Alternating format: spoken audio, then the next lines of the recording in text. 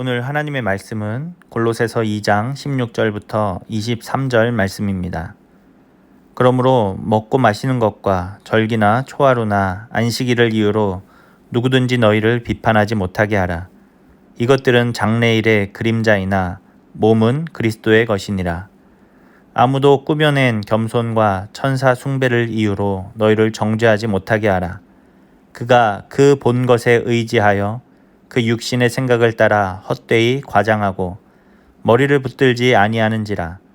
온 몸이 머리로 말미암아 마디와 힘줄로 공급함을 받고 연합하여 하나님이 자라게 하심으로 자라느니라. 너희가 세상의 초등학문에서 그리스도와 함께 죽었거든 어찌하여 세상에 사는 것과 같이 규례에 순종하느냐. 곧 붙잡지도 말고 맛보지도 말고 만지지도 말라 하는 것이니 이 모든 것은 한때 쓰이고는 없어지리라. 사람의 명령과 가르침을 따르느냐. 이런 것들은 자의적 숭배와 겸손과 몸을 괴롭게 하는 데에는 지혜 있는 모양이나 오직 육체 따르는 것을 금하는 데는 조금도 유익이 없느니라. 아멘. 오늘 하나님 말씀의 제목은 교회의 머리 그리스도입니다. 신약 성경이 기록될 당시로부터 지금까지 교회를 크게 위협하는 것 중에 하나는 거짓된 가르침입니다. 하나님의 말씀을 제멋대로 해석하여서 그것을 가지고 자신의 권력과 이득을 위한 도구로 삼는 자들이 그때나 지금이나 여전히 있다라는 것이죠. 그래서 초대교회를 향한 바울의 편지들을 보면 여러 곳에서 거짓된 가르침과 그것을 전하는 거짓 교사를 경계하라라는 말씀이 많이 나오고 있습니다. 오늘 본문도 그렇습니다. 바울은 예수 그리스도께서 성육신 하셔서 율법을 완성하셨음에도 불구하고 유대교의 전통을 따라서 먹고 마시는 것, 그리고 절기나 초하루나 안식일을 이유로 성도들을 비판하는 자들을 경계하라라고 말하고 있는 것입니다. 바울은 오늘 편지를 통해서 율법을 장래일의 그림자다라고 말하고 있습니다. 장래일은 무엇을 말하는 것입니까? 이 땅에 성육신 하시는 예수 그리스도를 말하는 것이죠. 장래일의 그림자인 율법에 더 이상 집중할 필요가 없다라는 것입니다. 그 율법의 실체이신 그리스도께서 이미 이 땅에 오셨기 때문에 이제는 주님의 말씀을 듣고 그 말씀에 순종해야 한다라는 것입니다. 그리고 18절부터는 신비적인 체험이 없는 성도들을 정죄하는 경우입니다. 여기서 정죄라는 단어는 성도로서 자격이 없다라고 말하는 그런 의미입니다. 바울이 말하는 거짓 교사들의 특징은 자신들이 본 것에 의지하여서 헛되이 과장하는 자들입니다. 그들은 꾸며낸 겸손으로 무장하고 또 자신들이 신비한 체험을 했다라고 말하면서 여기서 천사 숭배라는 이 이야기가 나오는데 천사들이 하나님께 예배하는 것을 자신들이 보았다라고 말하는 것입니다. 그러면서 이러한 신비적 경험을 하지 못한 사람들은 성도의 자격이 없다라는 식으로 치부했다라는 것입니다. 즉 신비적 체험이 없는 성도는 성도가 아니다라고 이렇게 이야기를 했다라는 거예요. 그러나 바울은 그들의 주장이 육신의 생각을 따르는 헛된 것이다 라고 말하고 있습니다.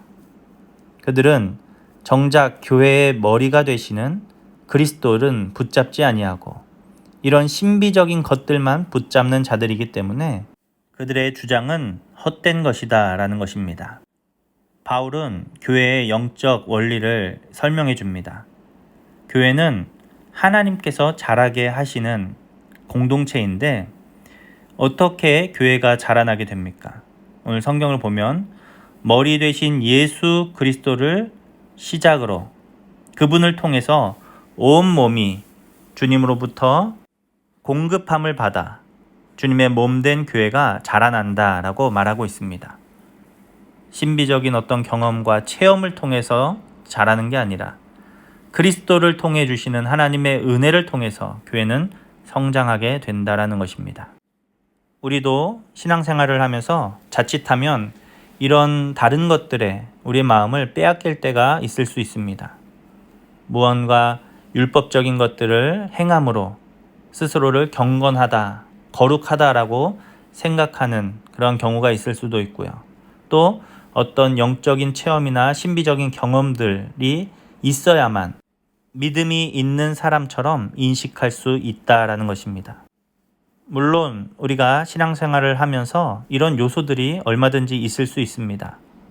하나님 앞에서 경건하게 삶을 살아가는 것 얼마나 아름다운 것입니까? 그리고 또 하나님과의 그 깊은 관계 속에서 하나님이 주시는 그 신비적 체험들을 하는 것은 너무나 귀한 것입니다. 그런데 이것보다 더 중요한 것이 있다라는 것이죠. 그것이 무엇입니까? 그것은 바로 교회의 머리 되시는 그리스도를 붙잡는 것입니다. 교회는, 즉 성도는 그리스도를 통하여 자라나기 때문에 그 교회의 머리가 되시는 주님을 붙잡지 아니하고 다른 것들만 붙잡고서는 결코 온전한 믿음을 가질 수 없다라는 것입니다. 사랑하는 우리 성도 여러분, 예수 그리스도를 붙잡고 신앙생활을 해 나아가는 저와 여러분 될 수 있기를 간절히 원합니다. 생명은 오직 그리스도로 말미암아 우리에게 주어지는 것입니다. 다른 신비적 체험이나 율법을 지킴으로 우리가 구원을 얻는 것이 아님을 다시 한번 기억하시기 바랍니다. 그래서 마지막 이때 예수님을 꽉 붙잡고 믿음으로 살아가는 저와 여러분 될 수 있기를 주님의 이름으로 축복합니다.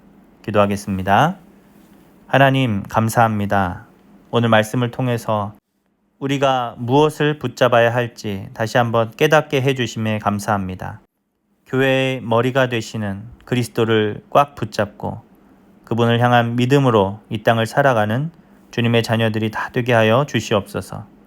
감사드리며 예수님의 이름으로 기도합니다. 아멘.